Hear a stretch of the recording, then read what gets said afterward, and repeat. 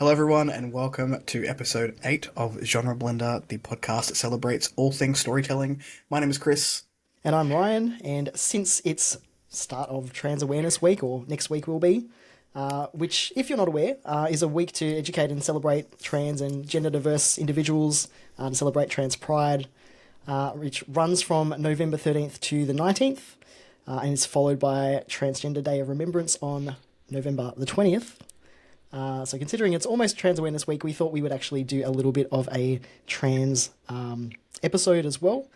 And so we're going to be actually talking about trans memoirs and our experiences reading them and where they fit into our personal journeys as well. We thought it was a bit more on brand than what we had originally planned.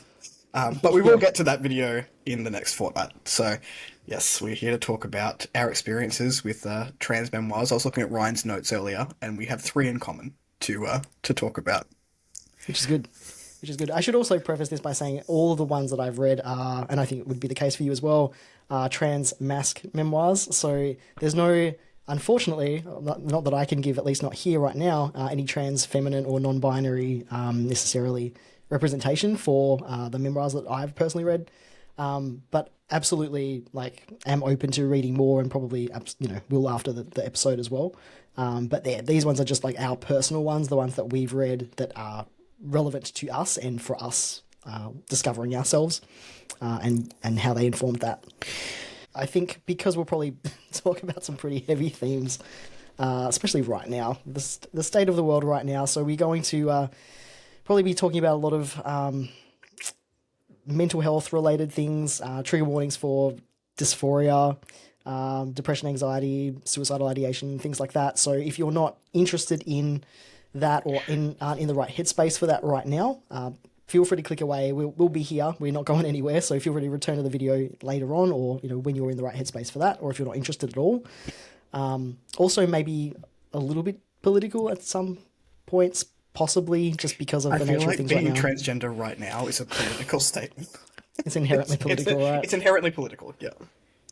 I was just going to say, if people want to chat, just remember that our socials are also down below, and I will speak for myself here, but I'm very open to people reaching out if they need to speak about any of this. Yep, absolutely, big same. And there's lots of resources out there, and we're happy to share those as well if that would be more helpful. So please don't hesitate to reach out. We're on the DMs. We'll be around. Cool. All right, so let's take a pause from that though first before we get into all of that. Let's do a little bit of a read, watch, play update, because I actually have something to contribute today. You and Rachel both. Yes. I cannot wait to talk about that probably with her. But would you like to go first? Because I'm sure I haven't even talked to you since last episode, really, so I'm sure you've got something. Yes, I finished an alpha read, and I started reading a book called Foot in the Grave, and it is a dystopian zombie mafia genre blend, which is just popcorn. It is so entertaining. It's fast paced. It knows what it is, and it has a good time doing it. So I finished that recently. It was a lot of fun, and I recently picked up a political fantasy called The Mask of Mirrors by M.A. Carrick, which is a blend of 2 authors, and it is so good. I haven't felt the need to binge something in a very long time. I was like, this reminds me of being a 17-year-old girl experiencing Twilight for the first time. I just want to read this whole series back to back and do nothing else. However, I'm now an adult, which is unfortunate because I have other things I have to get done. I feel like Twilight's just this thing that's going to pop up in the podcast episode from time to time, just like, hello. It is what it is, it was our era. I started playing Traveler's Rest, which is shocking 0% of the people that listen to this podcast. Another cooking restaurant sim that Nice. I've been playing. And then haven't really watched anything. Yeah, haven't really watched anything. Go on, tell us about Valgard. Yeah, same, mate. I haven't watched anything because I've been... No, I'm just kidding. I'll actually start with something you're not expecting, which is I actually finished Perdido Street Station. I was looking for it. I don't even have it here. It's back on the shelf now because I finished with it. But I actually finished it. I probably read about 200 pages just last night. I was just like, I just need to finish this book. I actually mostly did it on audio. And anyway, so it's done now because I haven't been reading at all because I've been playing Dragon Age the Valgard, which is amazing. It's actually kind of funny. It ties into what we're going to be talking about today quite nicely because I did actually make a trans mask character in the game with top surgery scars and they them pronouns. So it's actually really cool. I'm That's loving the so game. cool that gaming has come this far for identities. Like, Yeah, that's really cool. absolutely. Yeah, I can't wait for the next Mass Effect game that also includes that kind of thing.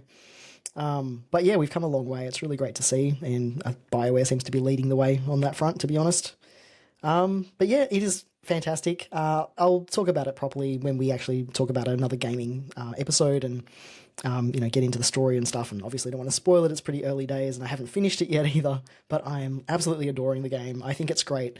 I know there's been a lot of, I guess not such bad reviews, but like people sharing their opinions, which may not be entirely positive. For all sorts of weird reasons. And I'm honestly thinking to myself when I read stuff like that, are we actually playing the same game? Because I'm not seeing any of that. But hey, to each their own. But for what it's worth, I'm absolutely loving it. I think it's fantastic. The story, the characters, the writing itself, but also everything else about it. The way that the art style, the music, the audio, the mechanics of the game, like it's all been really good. So anyway, I'm loving it. I'm absolutely, after the minute we finish this podcast and the minute I've edited it and uploaded it, I'm going to be off playing for the rest of the weekend. Rachel's playing it just before we started filming, and then she's like going to do 2 hours of work, and then she's like straight back out there, like I'm ready, I'm ready to go. Yeah, when you're not playing it, you're thinking about playing it, so you Yeah, can't do anything 100%. else. You've got to play it and finish it. Yeah. Anyway, it's good. But I've also been playing Life is Strange Double Exposure as well. Actually, that came out the day before, or I picked it up the day before. Which is also a really queer game as well. Loving that as well. I think I'm maybe 3 episodes in of, I'm assuming there's 5 episodes. Fantastic. It might even be my favourite one in the series, which is a really high bar as well. But it is phenomenal. I love that there's a prominent trans character in the game as well. It's just an exceptional experience. So absolutely recommend both of those games. But yeah, I'll talk more about them at a later date. But so good. Such fantastic games. And great developers. That's it. I haven't watched anything. I've done nothing else. Does nothing else. Work It's and been gaming. Valguard all day. It's funny because I know like we're going to get into hobbies in a future episode, but I think we mentioned it before. But you tend to cycle hobbies where you'll be like obsessed or like that is your hobby of the flavor of the month, and then Yeah. cycle through them. Yeah, I wish I could, because you have a pretty consistent reading habit, right? Like you will That's all I read do, most though. days. Yeah, Yeah, I yeah, I have I it. wish I could do that though. I have it in my little planner to read. Nice. 1 hour a day is the goal. Yep. Yeah, I was on a roll for a bit and then just kind of fell off. But yeah, when a game comes out, I let myself kind of go, you know what? I'm going to spend that time playing games. It's fine. Cool. All right. Well, that was, I guess, a little bit of a palate cleanser before we get into the heavy topics. So worried about today's topic. A little bit, but I think no, it'll be fine. it's, I don't know, I won't speak for you, but the reason that I'm cautious about this topic and this week coming up is the recent election in the US, and a lot of our transgender brothers, sisters, and nibblings are really feeling it at the moment, and their life is under threat by the new power, and it's a very, very scary time for not only them but also anyone of any minority at the moment. So Yeah. which again I think is a push for me to make this episode and just to tell people that we're here. Maybe not Yep. there in person, but we're here. Yeah. If you need to We're chat. available. Yeah. That's it. I think it's really important, especially right now, more than it's ever been, to band together and make sure that we're all there for each other. So, absolutely. So I guess because we'll be talking about our personal journeys with the memoirs that we've read, and I guess this episode is mostly on memoirs specifically, right? Yeah. So there's obviously plenty more like gender philosophy books and things that I've read a couple and want to read plenty more. So we'll get into that probably in another episode. But this is mostly just memoirs and how they sort of relate to our own experiences. Now, I've written a few, like the ones that I've read and some notes for each, and I think it might make sense to go through sort of book by book and then go through some of the ones that we've read together, or discuss them together, the ones that we've both read. So do you want to mention the ones that you've read and sort of when you read them, I guess based on like the timeline for you as well. Because one of the I think the starting points that I wanted to bring up with you was like I didn't read a lot of memoirs before I transitioned, or I didn't read any before I transitioned. I read one after, like pretty early, and then I read a few like more recently, but I didn't read them. I was mostly watching like people on YouTube, and I think you're the same. But correct me if I'm wrong. But yeah, mostly like all the OG YouTubers.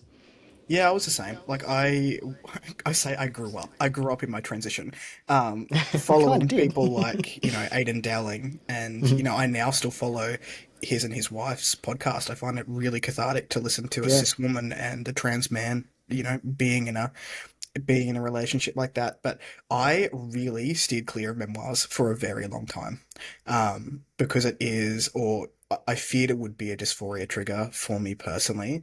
The first one that I read, I think I was probably 2 years into my transition. Like I remember it being in the Forest Lake House, which is a few years ago now, and it was before I started BookTube, so that's 3 years ago. So it would have been about 2 years into transition, or 3 years into transition. What is time? I don't know. But it was sorted by Jackson Bird. And the reason that I shied so far away from it was because he was one of he was one of the YouTubers that I also followed at the time. And Yep. his story, excuse me, reflected on mine. Like we had a very similar story in terms of he was, I think, 25 when he came out. I was in my late 20s. Really threw himself very heavily into a lesbian identity for like a decade beforehand. I did the same thing, and then sort of coming to terms with himself. When I read As Beautiful as Any Other by Kaya Wilson, which is another one that we share, it was, I think, about a year after, or it was within the year that I read Sorted, and that one hit home a lot, and I still take a lot from that book, which I'm sure we'll get into. And then the other one that we share is Pageboy, by Elliot Page, but I haven't read any others. And you're right, mine are transmasculine experiences as well. I have a few on my TBR of transfeminine experiences and non-binary experiences, but yeah, those are the three for me. Yeah, yeah, absolutely. Yeah, I find it interesting that we have read the same ones because I've read maybe what two more than you, maybe Yeah. five, and and mostly the same. Like I don't know about you, but I don't really gravitate towards memoirs anyway as a genre of book. Like I like reading other people's experiences, but it can be pretty heavy stuff sometimes. So I have to be in the right headspace for that. But of course, when it came to trans memoirs, I guess at the time because I read Sorted, Jackson Bird Sorted. I was I think 3 months on T at that point, and so I That's was pretty really early early. on. Yeah. Yeah, and I hadn't come out at work yet, so I have like real visceral memories of reading that book, or I was listening to it on audio, and he narrates it as well, which is really good. He's a great narrator. But I have these memories of me on the train to work, listening to this book, just dreading, by the time I got to work and having to then, show up at work and be someone else entirely and, pretend now that I'd kind of come to terms with myself and figured things out for myself. So, like, that's what I associate that book with now when I think back on it. But I'm so glad that was the first one that I read, like, more than any of the others, because it was so as you said, it was like it was relatable because his experiences also I could relate to.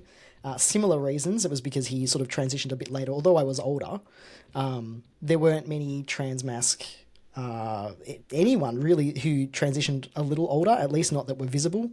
There was a few, but really few and far between. So of course you kind of just latch onto those ones that you can find, and that was one of them.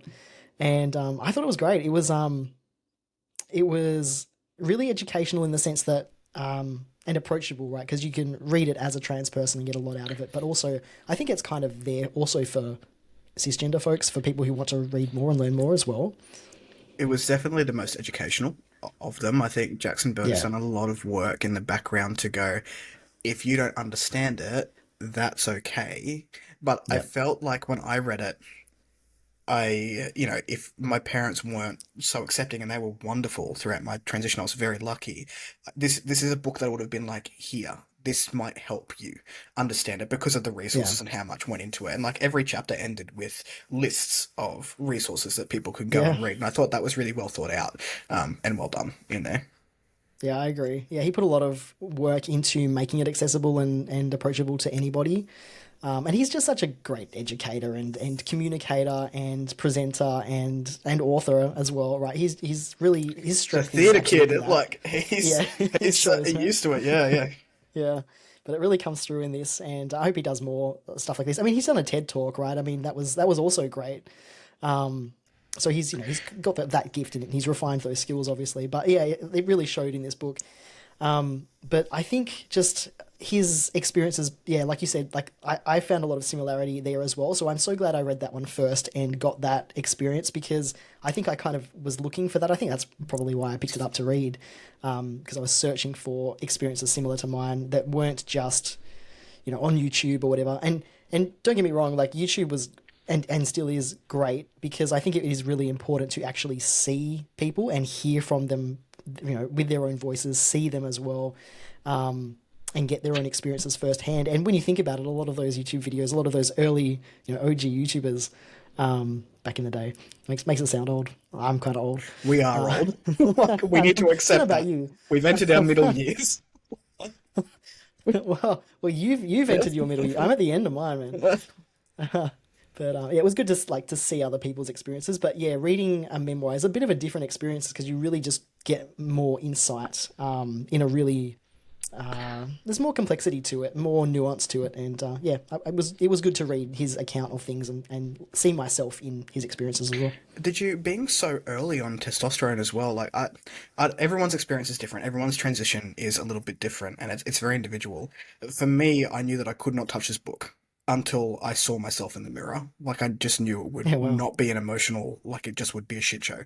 Um, and then when I picked it up, I still had a really emotional reaction to him coming out to his mother. I think it was like that scene. I was like, oh, like, that just got me so hard. And again, my parents were fantastic. I like cried over a bowl of spaghetti. They came out and they were like, "Okay, are you getting help?" And I was like, "Yes." So, like, I've already lined up oh, a gender therapist at that point, and that's what all I was said. I was like, "I'm getting help about this thing." yeah. But yeah, like that scene, I had to put it down and walk away. Did Oh you, being wow. so early on T and your identity and discovering it, did you have any sort of emotional reaction to it? Absolutely. I don't know if I have like a specific thing. I just remember, like as I said, that being on the train and just thinking it was more like I felt hopeful when my train left the station, and as soon as it was approaching my Yeah, work, I was right, just right. like, oh, that's what I remember. But I do remember feeling hopeful that that there is light at the end of the tunnel. Basically, that for Jackson Bird, like he had a similar experience to me. Came out a little bit later. Still was able to see himself at the end of it, and that was a good experience for him. And obviously, all the ups and downs that you go through, but ultimately positive. That's what gave me hope, I guess. So I didn't really need to, like you said, like be able to see yourself before you could approach that and think about that. I was like, no, this is going to be me. This is going to be my experience, and I can't wait for that. I was very head in the sand for the first 12 months. Nope. I won't do Don't want to anything. deal with that. I'm having breakdowns daily. I don't want to do nothing. It was a time, man. It It was a is interesting. time. Was just before we started recording as well. We are just talking about how like writing notes or revisiting these books. The way that makes you feel because when you've got that little bit of distance, it is harder to sort of come back to that and then deal with that again. So yeah, it was certainly a time. When you were talking about memoirs, it's like I have recently come to love memoirs because I'm so interested in the human experience. But I gravitate towards people's experiences that are so vastly different to myself. I want to read memoirs by people who have lived a completely different life Yeah. to me, and that's Yep. now what I Same. gravitate towards. To be like, I want to Yeah. learn something new about your experience. I'm done with mine. Yeah. Yeah. It's funny the reasons we picked these books up at all at the time was to see ourselves reflected in them, Yeah. and now we don't want that at all. It's like no thanks. I'm We're pretty done with good. that. I'm alright. I know who Yeah. I am. Move on. Yeah. Cool, but yeah, no, it was an excellent. I do recommend that one for anyone thinking, Yeah. that literally anybody can pick up that book and read it. I think it's Even if worthwhile. like even if you're not transgender, but you have like someone in your life that is questioning, it's a really good resource book. Very easy to read as well. Yep, yeah, I agree, 100%. Um, but then the other one you mentioned was I was trying to find it in my notes. Where is it? As Beautiful as Any The Other by Kai Yes, Wilson. Kai Wilson. Absolutely. So, what was your experience with that one? Because we've talked about this a little bit, but we've never had a proper conversation. I don't think. And I don't know when did you read this one? Was it when it first came out, or No, I think it was about 12 was it a months. So while? within the year that I read Sorted, I'd also read Kai Wilson. Um, this was so Kai Wilson's Australian as well, and this was a gut punch for me, man. Like Hmm. it got me in all the feels. There is a particular chapter in this. I'll let you read, like, go through your notes first, but there's a particular chapter in this book which stays in my brain rent free, and it has shaped the way I interact with people in my life. I think about it all the time. Really? Which one is that? Chapter 9, Fear. Remind me what that one was about. I don't. Most of these, by the way, I listened on audio, so I don't have Yeah, like I did this on references for audio these. So as well. okay. Fear was about becoming feared and becoming the thing in society that women fear, in particular, Ah, yes. and Yeah, having yeah. to change your body language and your outlook. And that was such an eye opener for me, even though Yeah. I'd lived as a female up until, a few years before I'd read it. But yeah, it was something else. Yeah. I found this book to be particularly eye-opening, like you said, because of the way Kai Wilson wrote it. Like he really has this style that's there's a lot of nuance to it. It's poetic in places. The description is It was beautiful, wonderful, like so beautifully beautiful. written. The prose is great. But also at the same time, it's a little bit different from the others because he is a scientist, right? He's like an Mm, environmental scientist. So his style is just quite different from everything else, and he'll go through like these sections which are like just emotionally raw, but it's never like overly sentimental. It's really just kind of like this is my this is experience, the and thing. This is it. Here's what it yeah, is. yeah, exactly. It's just the reality of it, and it could have very well been really sentimental and just woe is me and all of that because it does deal really heavily with trauma, 100%. death, his father, all of this stuff. The accident that he, which the premise of his story, and obviously this is not Well, doing the it justice at surfing all, but accident. Yeah. surfing accident was he almost died, and then he came out after that, and also his father was dying at the same time. So the whole thing was just like it was like escalated, and all of that trauma and grief and all of that while transitioning would be. I don't even know how one would cope, but he did. But it was just wonderfully complex and layered and deals with identity and origin. And I love this. I want to read this one again. And I don't say that with many books, to be honest, but I think this one deserves it. It was definitely heavier, but I think it's Yeah. because it was so brutally honest. And it's interesting that we've both read this one and also Pageboy by Elliot Page because I feel like they were told in similar ways. Mm, In terms yes. of like so Kai Wilson's story isn't told in a chronological order, and neither is Elliot Page's. It jumps all over the shop with every chapter for different experiences that he had at different points of his life. What I will say about this one is it felt more authentic, and I'm sure we'll get into Yeah. Pageboy as a talking point as we work down the list. But it just felt like it came from his soul, and I got that as he was reading it as well. Yeah. I think he's obviously very meticulously put this piece of work together. I don't even know how long he spent writing it, but it seems like it was brewing for a long time. It's what's what I feel when I read it. Um, but there was just a lot to unpack. It's just really multi-layered. But I love that it touches on other things. It's really not although it deals probably more than any of the others that I've read more heavily with trauma and grief and stuff. It doesn't dwell on those things. It really has a hopeful outlook, Mm. and I think that must be quite hard to do. you know, like I don't know if I'd have had to deal with the things that he's dealt with in his life. How I would have fared. Probably not nearly as hopeful and positive as he has, but who knows? I think you'd be surprised, only because of Maybe. the human experience and how we operate as humans. And I think that's what I pulled more. Yes, that chapter really got me thinking on a societal level and how life has changed. And that was like life has changed for me now. And it's I I say it's very vulgar, but I'm like I now have all of the privilege and none of the ball sweat. Like, and Nice. it and like listening to that chapter, that really solidified that. for me. And like I Yeah. saw the changes very early, because I was, lucky enough in my transition to sort of pass at like the 4 month mark. I started getting the facial hair and the squaring out of my face. Um, but yeah, I just think that Kai Wilson has such a like I was so gripped by his story the whole way through. Yeah. And I felt like he was beside me, and I didn't Yeah. feel that with the others. Yep. 100%. It felt like yeah, yeah, chilling out with a buddy, having a chat, but also at the same time they're telling you a story. Kind of like if you're all sat around a campfire and like you're telling each other stories and you're just engrossed in someone else's That's a good way to experience. put it. Yeah. Yeah, that's what I felt too.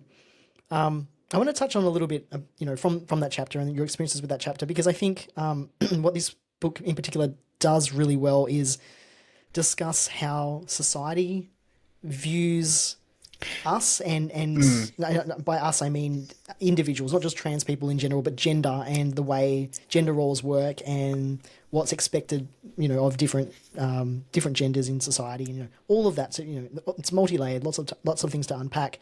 But specifically how you get that privilege when you're cis passing, and what that experience was for you. Because I think for me, like I still think about that from time to time, and I guess part of that, being non-binary, it throws a few other things into the mix. I suppose even if I do most of the time pass for most people when I'm just having a casual conversation if they don't know me, they're obviously still not seeing me, So I feel like there's a lot there. But how's that experience for you in terms of like, did you reading this was this experience for you kind of similar? Like, was Kai Wilson's experience similar to yours? Did you see that in yourself, or did you kind of use it as a way of understanding yourself a little bit more? I mean, I'm gonna harp on about that chapter because it was the one that's like it just stays with me all the time. Mm. It I passed very early, and I remember having a conversation with someone at work one day, and I was driving him to an event or whatever. He didn't drive, and I was like, "Oh, I'll take you." And I picked him up, and he was talking about how annoyed he was that a female colleague had transferred a call to him and said that this person was escalating on the phone, and like he was really upset. And he's like, "Well, I got to him and he was fine." And I just turned to him. This was very early in my transition. Well, I was, a year or two into the transition. It was as I was reading this book. And I just turned to him and I said, "Okay, who was the gender of what was the gender of the person that you spoke to? Like, who transferred the call? Female. Who was the gender of the person that you were speaking to? That was fine with you? Male." And I was like, "Yeah." There you They go. wanted There's to, your they answer. wanted to speak to a dude. They didn't want to Yeah. speak to a female, and that's the experience that women in our lives have all the time. And I just remember him shutting down and being like, "I like my mind is blown. I didn't realize that that's what women go through." And I was like, "Yeah, every fucking day. Yeah. Like people don't take them as seriously as they should." And I remember like reading this, listening to this chapter very soon after that conversation, and it really delves into this idea that the concept of you being fearful of men in particular, you are now the feared entity. And he just noticed that a woman that he was walking behind at night crossed the street. And the instinct there is to go, "Hey, well, no, like I'm safe. I've been in your shoes, don't worry about it." But then you have to realize that they need to do that to make themselves feel safe. And that was such an eye opener for me to become that feared entity. And I don't walk around late at night. I go to bed at like 8 o'clock. But like, you know what I mean? Like it's that concept. So Yeah. even now, if I'm like out shopping by myself and I am behind a female, it doesn't matter what age they are, but particularly I really am conscious of young women. I will make sure I'm stepping back and I'm giving enough space to that person because I don't want them to feel like I'm encroaching on their territory. Now that I'm in my 30s as well, like are you giving enough space to let the person in front of you feel safe? Uh, if someone is sort of starting to walk faster in front of me because that's the reaction that they have, I will move. I will move myself from that situation and be like, well, I will give you the space that you need to feel safe. And it's just something that has really stuck with me. And I don't Yeah. think that, there are good men, of course there are. Yeah. But I don't think living in that world and being cisgender and growing up without that sort of thought pattern and without that, I guess, like a baseball bat to the stomach when you listen or you read that, they don't realize, Yeah. and they never Yeah. will unless they've lived both experiences. Hmm. And it Yeah. was I just think it so is. powerful. I think it is one of those experiences where like you cannot understand unless you've been in those shoes before. As much as you might want to try, it's just the same as like, I will never know the experience of an Indigenous Australian. I cannot. 100%. 100%. I never will be able to. But the best I can do is learn, educate myself, Educate. speak with Indigenous Aussies as much as I can, and get their experiences firsthand. That's what I need to do. So it's the same in this scenario, right? Like Just I think more cis men, should hopefully the be only aware of it. advice I would give to anyone is listen. Like if someone is telling you something, don't throw your own experiences in there. Listen to what Yeah, they're saying. They're trying to tell you their experience. Don't just disregard it because you don't agree with it. Like actually yeah, actively listen and vulnerably listen. I can't pronounce that word yeah, to yeah, them, which means you completely remove yourself from that. And yeah, yeah, anyway, like this book gave me a very different perspective on my transition and what I was now being seen as in the world. And I see it all the time now. Like, I know we're not talking about our transitions and whatnot, but I remember it was a couple of years on, we went to service Rachel's car and she said, "They're not listening to me. Can you come with me?" So, what do you mean they're not listening to you? It's your car.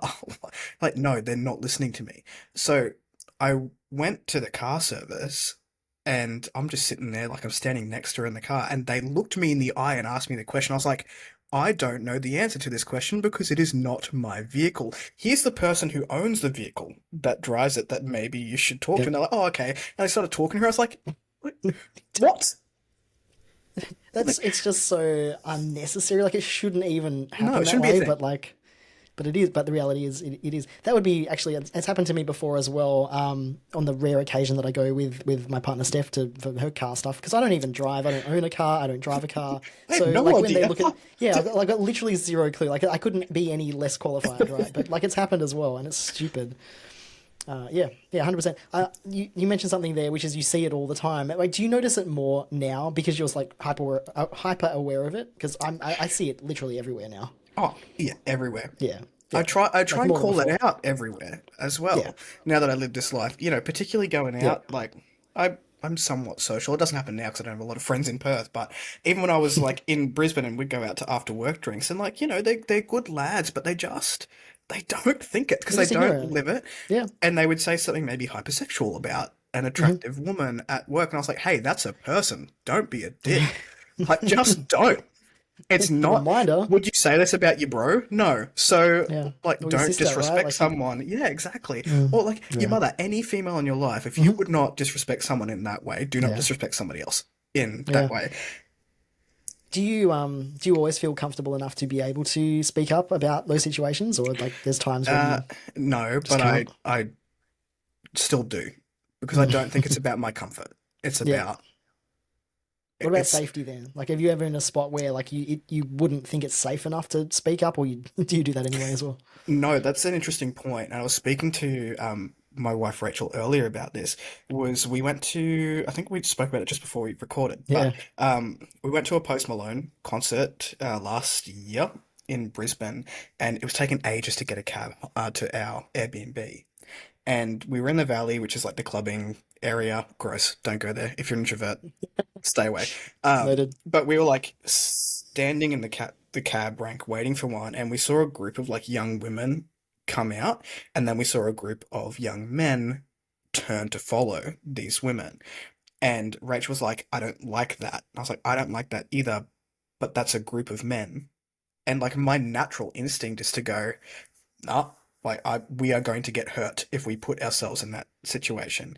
And I have no idea if they were just their friends or not. Like Yeah. I don't know what that situation was, but my instinct was to go, no, I'm Yeah. scared for us in that situation. Also, I'm 5'3", so Yeah. And I think you're I'm taller than me, so very short. yeah. Yeah. And We're I not also the like I wouldn't throw a punch. Like I would just yeah. get punched and go down. Um, and then they'd be left to fend for themselves anyway. But like that situation for sure. But like I was so proud of Rachel in that moment for being like, "Hey, I'm gonna watch them and make sure they get in a cab Yeah. and that they get away." And I'm like, "Yes, we should absolutely do that." Do I want to Yeah. put myself in a situation where I'm going to get throttled?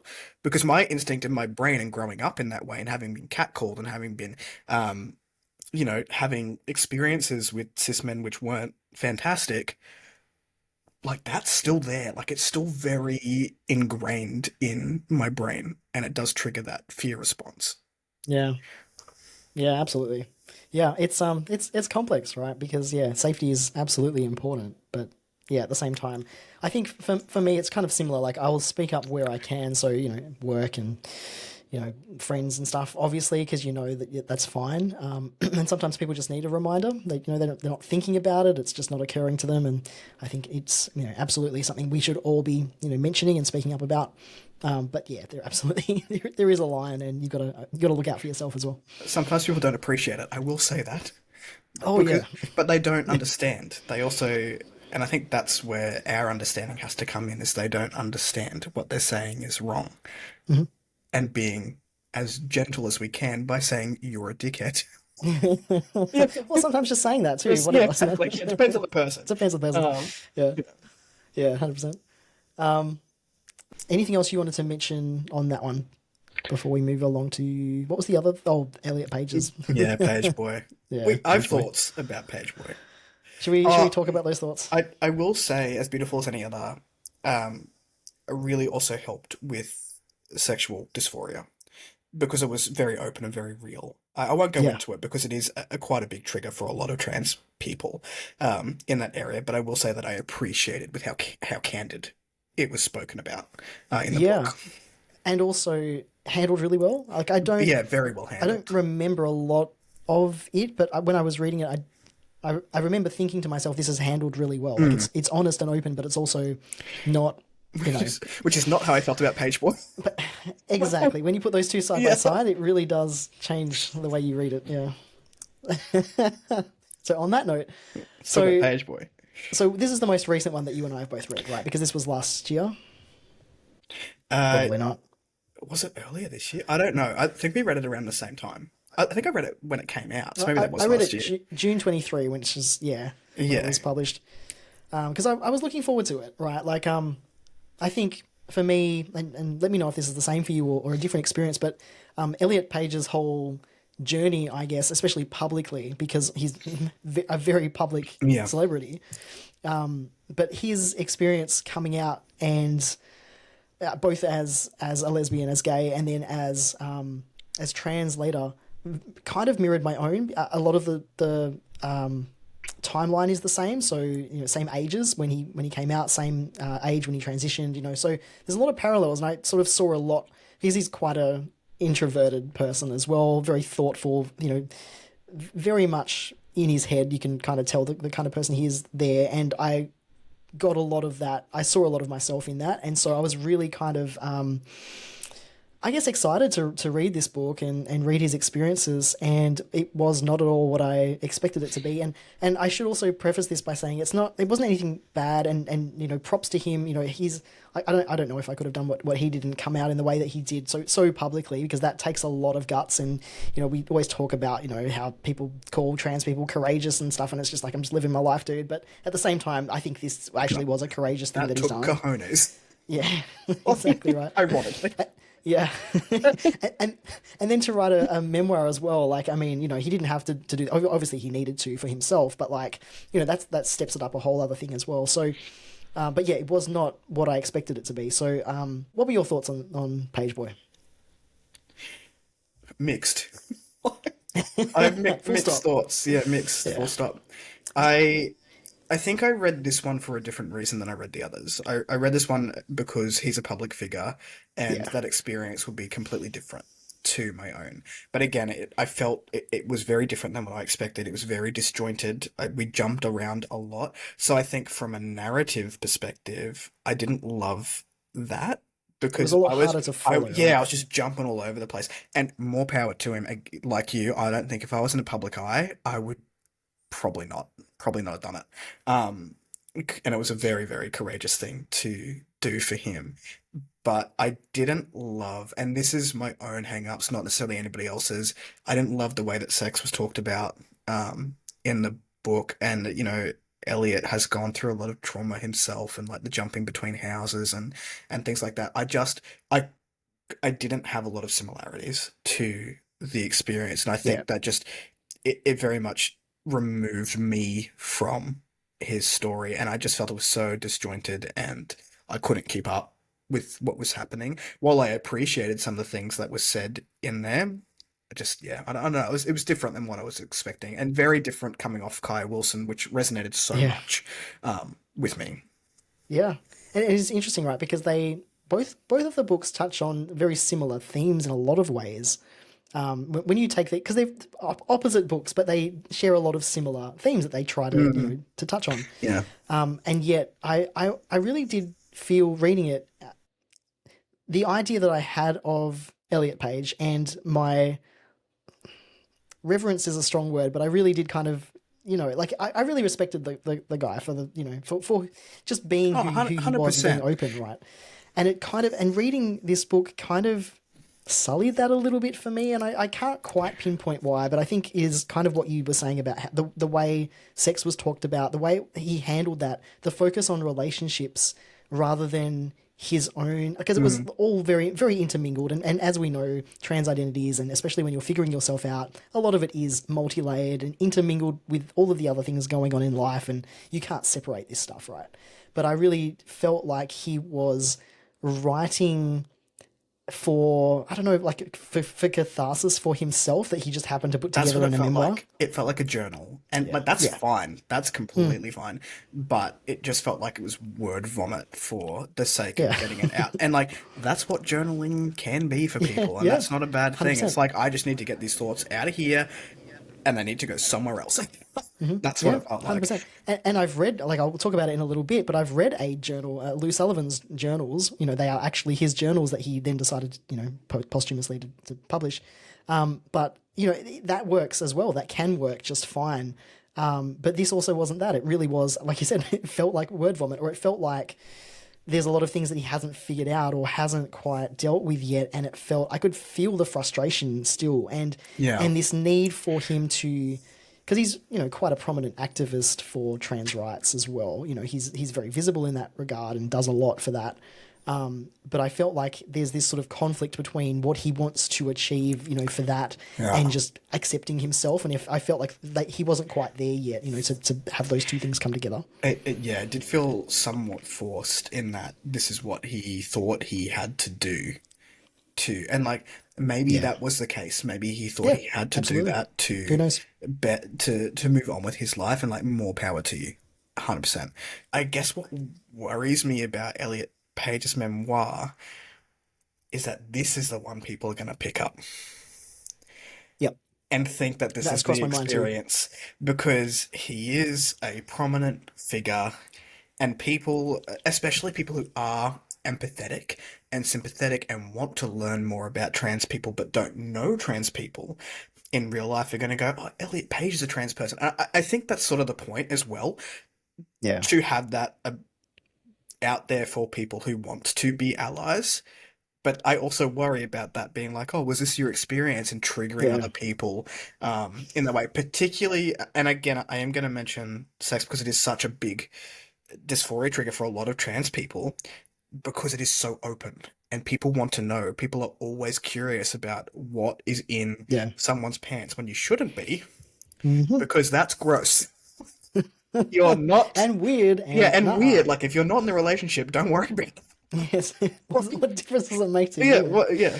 Why Yeah. do you need to know? But I fear that people will be getting those questions like, "Hey, I Yeah. know a trans person. Like, Yeah. I read Th- this." Like, There's a lot of ammunition they can use in this book. I feel yes, so. yeah, I did that was absolutely on my mind when I read it as well. It was literally going through my mind while reading, and I don't know how I feel about it. Like, I still feel really conflicted about this book because like, as I said, props to Elliot Page for doing it, and all of that. But at the same time, I also feel like, is this a good thing for trans people? Is this, a big do old we need question mark. this?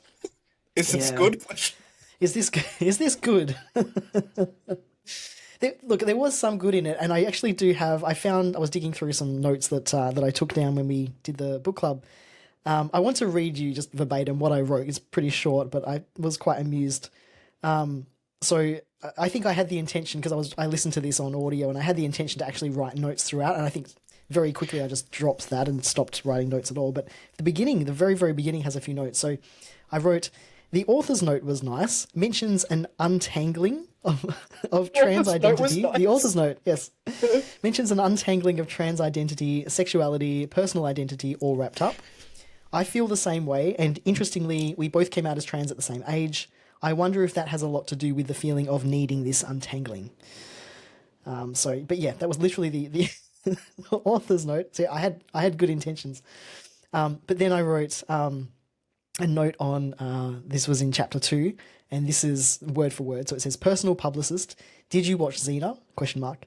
No, because I'm not a lesbian." I lost it on that line. It was just that it just cracked me up. That was great.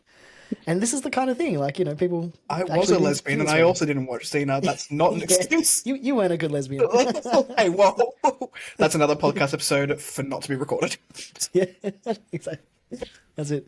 But then this is my favorite one, right? So the comparison to Michael Cera, where this was at the Juno premiere Mm. and was to do with, like, I think Elliot Page was talking about clothing Clothing, and yeah. acceptance of, clothing for different genders. And he was able to wear sneakers, because that was approved. And then Elliot Page had to wear like a dress and heels and other shit. And how unfair that is, because why is that? That's so stupid, but it happens. It happens. Like, it happens in real life. I'm just thinking about Rachel and I going out. She's like, "Oh, can I wear jeans and a t-shirt?" I'm like, "I don't care what you wear. Yeah, Are you literally makes no comfortable? difference. Are you Yeah, comfortable? Like, what?" She's like, "Well, like maybe I'll wear a dress." I'm like, You literally don't have to please anyone. Like, yeah, just be that's it. comfortable. Just yourself. Like, Yep. but yeah, Yep. it's a thing. It's a thing that Yeah, people think about. pre-transition, I used to think about clothing so much, and it was just one of those things. That was probably the thing that I related to the most in all of Pageboy was just his mentions of clothing and gendered clothing and stuff. Because I'd forgotten until I started writing some notes for this Right. episode how much I agonized over what I was supposed to wear, and I think part of that was not feeling comfortable, dysphoria and all of that. But I also think part of it is just society because Oh women yeah, for and sure. female passing people have to think about clothing way more than guys do. Like, It's I remember stupid. I worked at a this episode's like going into our personal stories. I apologize for That's the fine. amount of tangents that we have. But I remember I was managing a call center when I was like in my early 20s, pre-transition, had no idea, wasn't on the horizon. And I was really struggling with the fact that I just wore polos and t-shirts all the time, and I would dress masculine in my day to day. And I remember like going into my mum's cupboard and picking out a form-fitting dress, and I had some heels, and I wore that to work one day because I felt like I had to. And the amount of compliments I got from like a gay boss, it's like, is this what I'm meant to do? Is this meant to feel? Yeah. Because I felt like I was in drag, Yeah, no shit. which Yeah. made a lot more sense Yep. later Ding, in there we life. go. Makes But sense. I was like, this doesn't feel comfortable. Like, are women just Yeah. not comfortable all the time? And like, I find that they, well, the women in my life, I won't speak for all women, but there is an element of I have Mhm. to wear this because society tells me I have to wear it. It's Mm. such a powerful statement. I do Yeah. remember that chapter and being like, bro, same. Yeah. Yeah. Relatable. Yeah. Yeah. Yeah. It's interesting. And I like just on that note, I think a lot of women who feel like they do have to, like, let's say just wear a dress or wear heels or something. Like, I think that part of it is a societal thing, right? So absolutely there is that pressure from society to look and act and dress and whatever a certain way. Where does that line, where is that line between that and also doing it for yourself? Because I hear a lot of Yeah. that as well. A lot of people saying, "Oh, I do it for me," and it's like, okay, are you you're choosing to be uncomfortable? Let's say wearing heels or getting blisters from shoes that they don't wear often, but choosing to do that for themselves. Like I find that whole concept. I'm not saying it's right or wrong or whatever. I literally I don't know. That's the whole point of me bringing it up. But I find that really just alien to me. Like I don't understand that concept at all. I guess I just value comfort over anything Yeah. else. Though. I was like, but I always dress baggy. I mean, again, it made more sense later in Yep. life. Yep. I didn't want anyone to look at my body. Like I just didn't want it to happen. I just thought everyone felt that way. Hmm.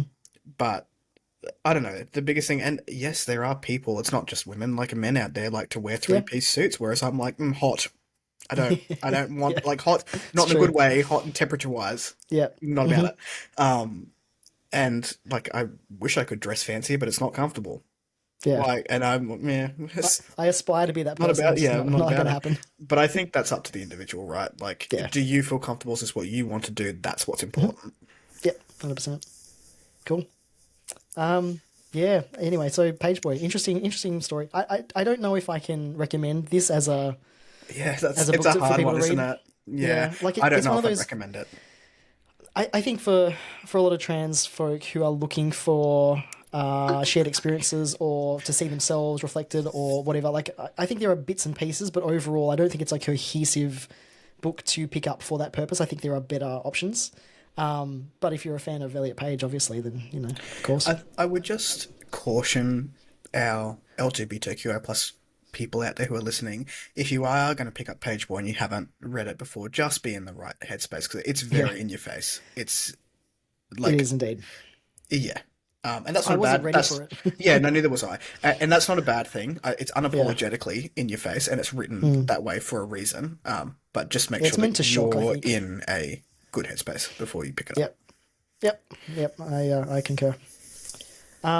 There's a couple that I've read that I would recommend to you as well, actually, down the track, especially one of them in particular.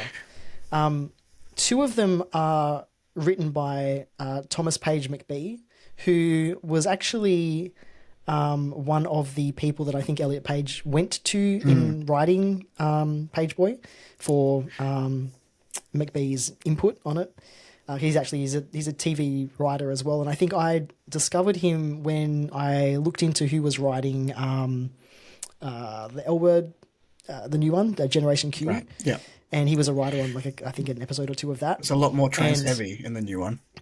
yeah, right. So you can see the influences. And again, I haven't watched all of it, but you can certainly see that there. So it was good to see that they actually had consulted actual trans lived experience. So I was kind of excited about that at the time. So I picked up his books, and he has two that he's written. One is called where is it? Man Alive. Yeah, Man Alive: A True Story of Violence, Forgiveness, and Becoming a Man. And that was early. That was written in 2014. I read that second. The other one that I actually read first was Amateur, a true story about what makes a man. And both of them have similar themes. I listened to both of these on audio. You can tell the earlier one was written when he was younger and earlier in his transition and with his experiences, but they do kind of tackle similar themes, and most of it is to do with masculinity and what that means and how one shows up in the world and how other people perceive them and what that looks like. Amateur is interesting because it was also going through his journey of training and then entering a boxing match. And he was like one of I think maybe even the first transgender guy to actually go into this. I think it was like a charity boxing match somewhere in America. I don't know where. Again, an interesting topic to bring up after the Olympics, A lot of parallels. Yeah. So it was an interesting story. I think Amateur. I would recommend Amateur. I wouldn't recommend so much Man Alive. I think he tackled some of the same stuff in Amateur and he did it better there. But I did really appreciate, I guess, just the way he interweaves that story of his fight that he's preparing for and his, I guess, the way people perceive him and what he needs to do as a man and what even is a man? What is the definition of that? And I think the reason I picked it up initially was because as a non-binary person, like it's a little bit harder for me to sort of put those things into boxes and define them. And I do struggle with that still. That's something that hasn't really changed. So I was kind of looking for, what is a man? Am I a man? What does that look like? What does that even mean? What is the definition of that? And also, like, what is that in relation to intimacy or aggression or, especially because this fight that he's preparing for, like, do you need to be that kind of a person, to be defined as a man?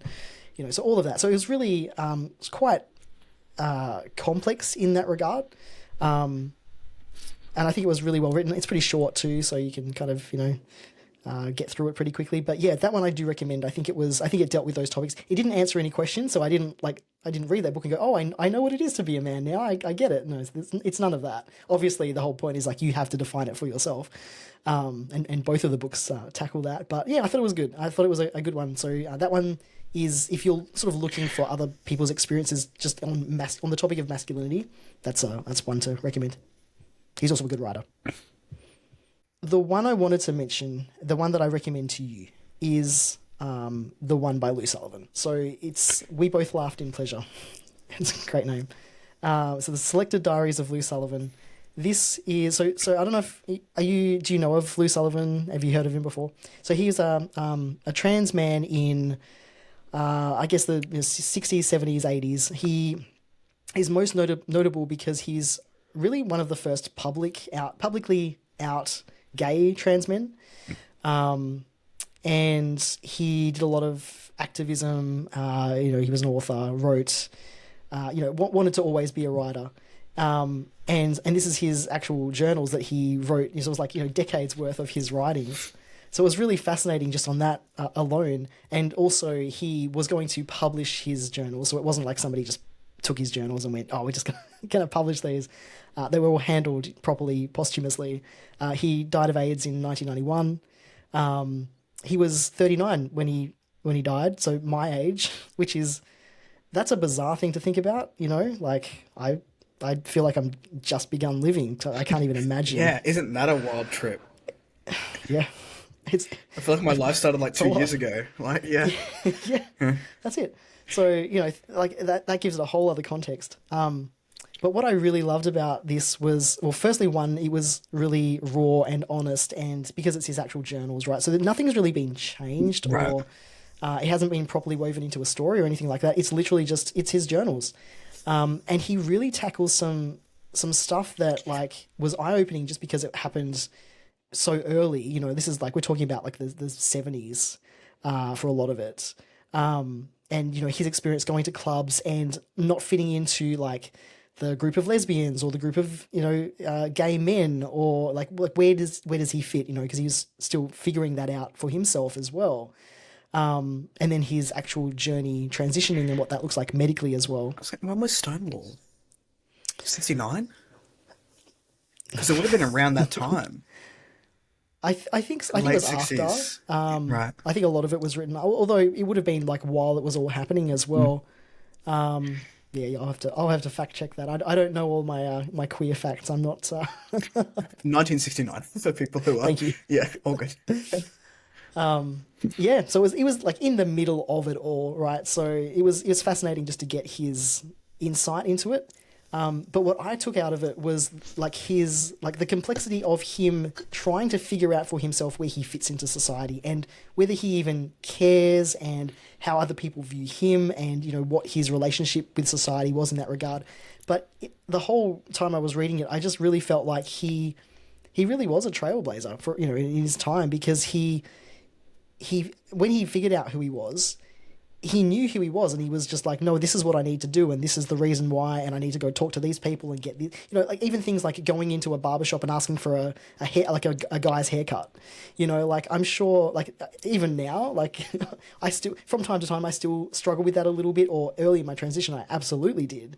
I can't even imagine, like, not even being on testosterone and, in the 60s or 70s and going into a barbershop and asking for a guy's haircut, and the amount of people looking at you, or, feeling like, everyone's looking at you. Like it's a different thing back then compared to how it would be now. I want to read a couple of quotes from it, because this was one I actually did read in text, just because it's a journal. I think it lends itself better to that. But this one in particular, so that he's talking about, a shrink that he's seeing, or a psychologist that he's seeing, asked why I abandoned my pursuit of the switchover and the transition. I told her because I felt smothered by my own fantasy, that as a man I felt whole inside but uncomfortable on the outside, trying to communicate with others, etc.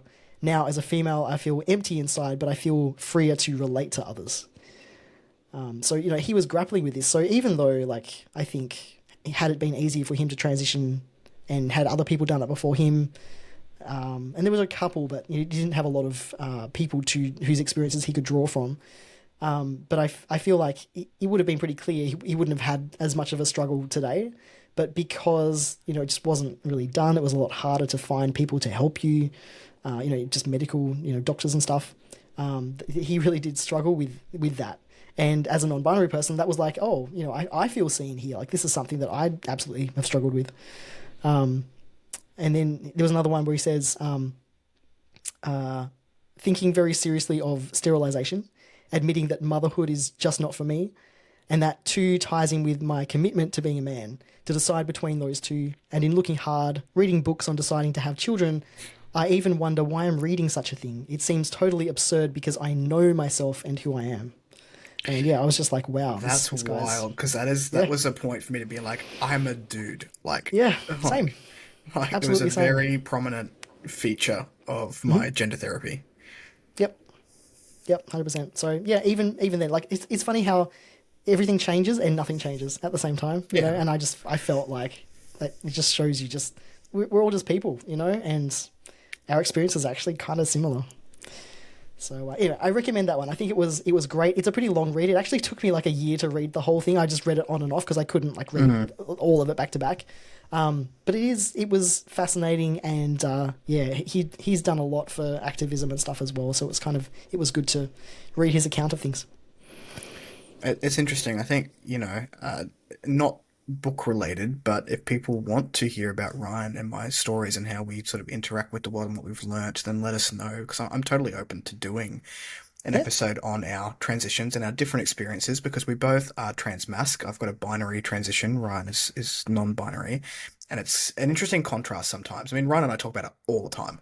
Yeah, off About camera all some the of time. the, yeah, all the time. I feel like every time we meet up, it's like at least an hour philosophical conversation about transition and what that Yep. means for us and for the world.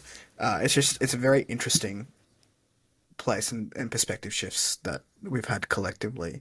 Are there any trans memoirs that are on your radar now to read for the future?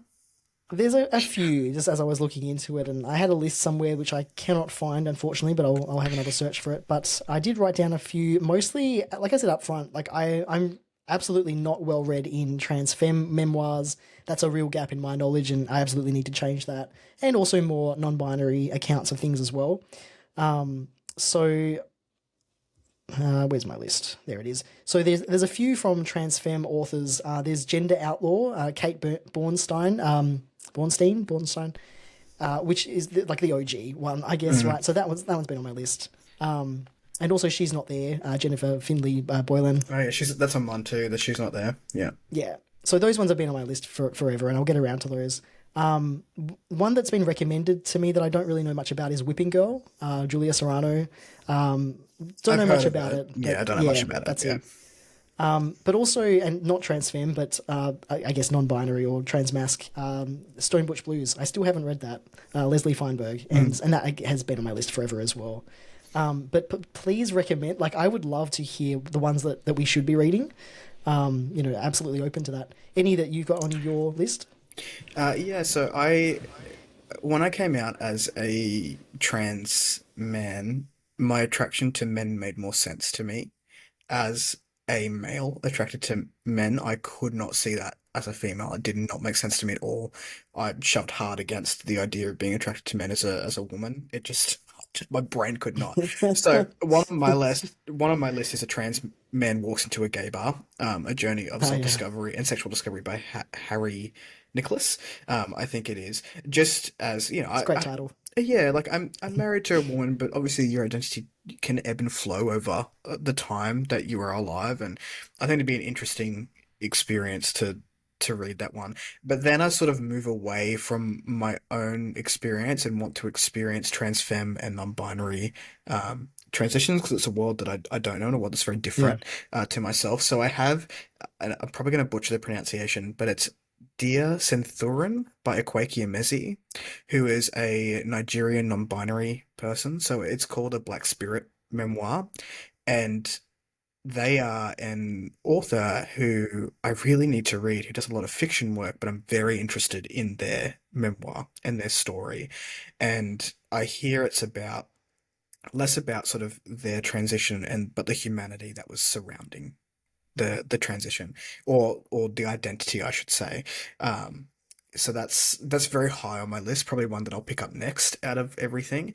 And then I have Becoming Eve by Abby Stein, who was a Orthodox rabbi prior to transition and going from quite a heavily religious and rigid identity into a transgender woman. I just think that would be fascinating and such a different take on transition. Like, it'd be so completely different to my Yeah. own. And those are the stories I want to hear. People who are very different to me. I'm very interested in educating myself more on the trans feminine experience now that I have someone who's trans feminine in my life who is going through it, and I acknowledge that it's different to myself and trying to be there and understand a little bit more. Yeah, it's probably where I'll go next. Yeah, yeah, awesome. Any that if you read them and recommend them, let me know, Yeah, for please. sure. I'm very keen. But that same with anything that anyone that's listening recommends. Please just drop it in the comments. I'd love any suggestions for what we should be reading. Yeah, for sure. All right, I think we've come to the end. We survived. We did. Again, so if anyone needs to reach out, if anyone is looking for support, remember that Ryan and I are here. Our socials will be linked down below. To watch a video of the podcast, head on over to Genre Blender Podcast on YouTube. We also have the video over on Spotify, which will come up. The audio only version, if you prefer your podcast via audio, is over at Apple or on the podcast app of your choice. It is on Spotify as well, and you'll find our show notes and the books that we've spoken about, the games and all that, down in the description box down below. For access to book discussions and community updates, please consider joining our Patreon. It is a free tier at the moment. That is our vision for the foreseeable future. Correct me if Yeah, I'm wrong, yeah, no, Ryan. absolutely. And you can also follow us on Genre Blender Podcast on Instagram and TikTok for clips of the show, or you can visit the website genreblenderpodcast.com for all of our social media links. If you want to know more about me, you can check me out over at the Fictional Escapist on YouTube or Instagram, and Ryan is at ryan.floyd on Instagram, or they had their own website because they're fancy, so ryanfloyd.com it's, to it's check not out like that. everything else. It's because I'm bad at social media mostly. But look, thanks for listening all, and to all the world hoppers out there, especially our trans siblings, and all the gender diverse folks having a tough time of it right now. It's obviously it's a bit of a time. So if anyone's feeling uncertain of the future, please look out for yourselves and for each other. Celebrate yourselves this Trans Awareness Week as well. It's not all about educating others. That's a heavy thing to do, and you don't have to do that. You can just be celebrating yourselves and being in the world, and there for each other. So use that time to celebrate yourselves as well. Don't forget to do that. But yeah, as Kris said, always reach out. We're always here, and asking for help is always an option as well. So please don't hesitate. But with all that said, we'll catch you in the next episode, and that will be all about our hobbies and where hobbies fit into our lives. So that's gonna Yeah, gonna be a psych, fun we one. didn't do it this time. We'll do it next time. Awesome. Well, thanks for listening, everyone, and see you next time. Take care. See you, team.